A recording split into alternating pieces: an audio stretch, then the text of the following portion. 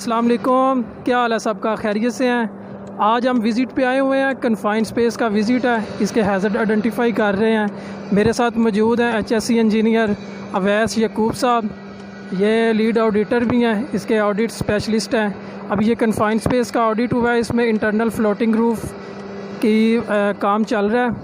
इसमें क्या क्या मेन हैज़र्ड हैं? सबसे ज़्यादा तो इस गर्मी के मौसम में टम्परेचर है वो काफ़ी ज़्यादा है। उसके बाद इसकी वेंटिलेशन का प्रॉब्लम है। एयर ब्लोअर जो है वो, क्योंकि अभी ये प्रोसेस में नहीं है, इधर LEL H2S और इस तरह के हैज़र्ड इन्वॉल्व नहीं है। वर्ड कैट हाइट होगा जो इसके टॉप पे काम कर रहे हैं।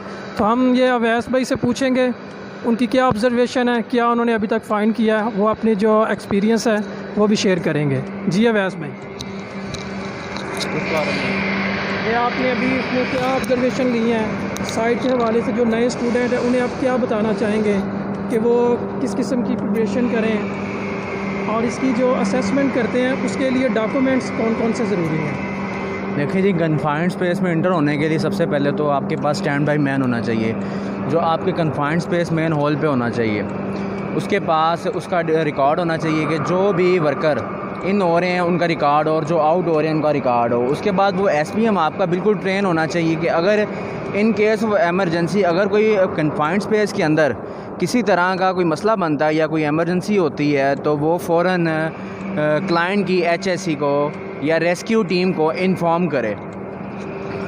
और उसके बाद आप कन्फाइंड स्पेस में जब आप इंटर हों, ठीक है, अंदर आपने ऑब्ज़र्व करना है, ये चीज़, इस चीज़ का ख्याल रखना है कि आपकी वेंटिलेशन, जो कन्फाइंड स्पेस की वेंटिलेशन है वो प्रॉपर है, कहीं अंदर ऑक्सीजन डेफिशिएंसी तो नहीं है, तो किसी तरह की कोई प्रॉब्लम तो नहीं है जो। और कन्फाइंड स्पेस का जो एक्सेस एंड कंट्रोल है वो क्लियर होना चाहिए। और उसके बाद उसके अंदर एयर का प्रॉपर इंतज़ाम होना चाहिए। उसके बाद आप अंदर कन्फाइंड स्पेस में वर्किंग कर सकते हैं। और इसमें गैस टेस्ट का बता दें, कौन कौन से गैस टेस्ट रिक्वायर्ड हैं, उसमें क्या क्या चीज़ें देखती हैं और उसकी कितनी लिमिट जो है वो एक्सेप्टेबल है? जी, कन्फाइंड स्पेस में LEL होता है, एक गैस टेस्ट होता है, ठीक है, वो 90.5 से लेके 23.5 तक एक्सेप्टेबल है। अगर इसके दरमियान गैस टेस्ट की रीडिंग आ रही है तो आपके लिए कन्फाइंड से स्पेस सूटेबल है।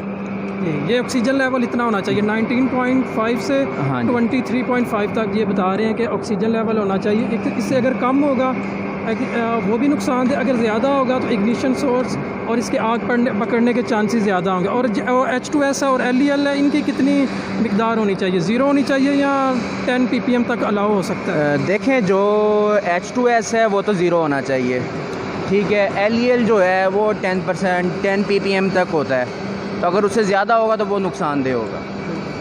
और इसमें लाइटिंग कितनी रिक्वायरमेंट है? लाइटिंग की जो मिनिमम है क्वांटिटी वो कितनी होनी चाहिए? कितने वोल्ट तक जो है वो हमें उसे इंश्योर करना है? देखें अकमल साहब, लाइटिंग तो प्रॉपर होनी चाहिए और कंप्लीट होनी चाहिए। लाइटिंग के बगैर कन्फाइंड स्पेस के अंदर वर्किंग करना नामुमकिन हो जाता है। ये जी अवैस इंजीनियर अवैस साहब थे, ये हमें कन्फाइंड स्पेस के जो हैज़र्ड्स हैं और इसका जो प्रोसीजर है उसके बारे में बता रहे थे। तो आप नेक्स्ट टाइम भी हमारे साथ रहें, इंशाल्लाह इसी तरह अच्छी अच्छी वीडियोज़ के साथ आपके साथ हाज़िर होंगे। अपना ख्याल रखिएगा जी, बहुत शुक्रिया, थैंक यू सो मच।